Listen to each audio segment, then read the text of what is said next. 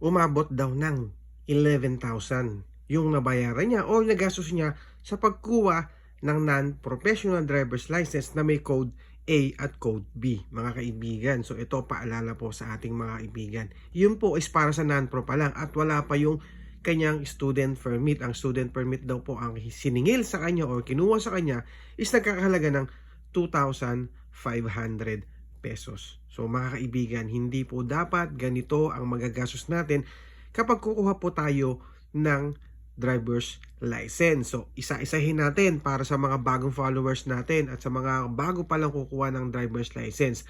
Ang student permit po mga kaibigan ay ang gagastusin mo lang ay sa TDC po natin is 1,000 pesos.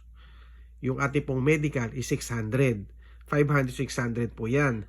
And then, yung pong ating student permit is po yung nakakahalaga ng 250 pesos. So, ilang po yung magagastos natin. So, less po natin or hindi natin isama dyan yung pamasahe at yung pagkain po natin. Yung TDC po kasi, ito po ay 2 days na seminar. Pero meron namang iba po na online. So, mas maganda rin po yung online. Iwas na po sa gastos sa pamasahe at sa pangkain. And then, para naman po doon sa non-professional driver's license. Kapag po naka 1 month na yung ating student permit, pwede na po tayong kumuha ng non-professional driver's license. Kukuha po tayo ng PDC. Ito yung practical driving course.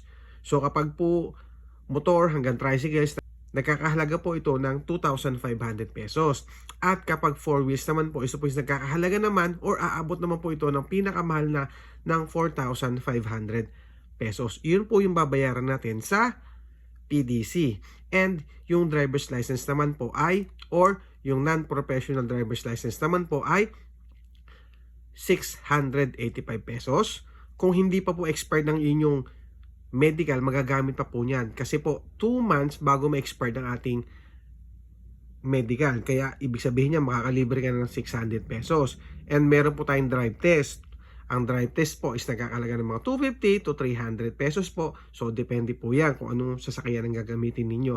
At meron po yung exam na nagkakahalaga ng 100 pesos. Okay? So, pakitali na lang po mga kaibigan natin. No? Kaya, hindi po tayo uubos ng 11,000 pesos para makakuha po tayo ng non-pro pa lang. Wala pa dun yung student. O isabay natin yung student na nagkakahalaga ng 2,500 plus yung 11,000 is nagkakahalaga po na 13,500 para lang makakuha ng non-professional driver's license na meron siyang code A at code B. Okay? Mga kaibigan, so lagi ko po sinasabi sa inyo na dumaan po tayo sa tamang proseso.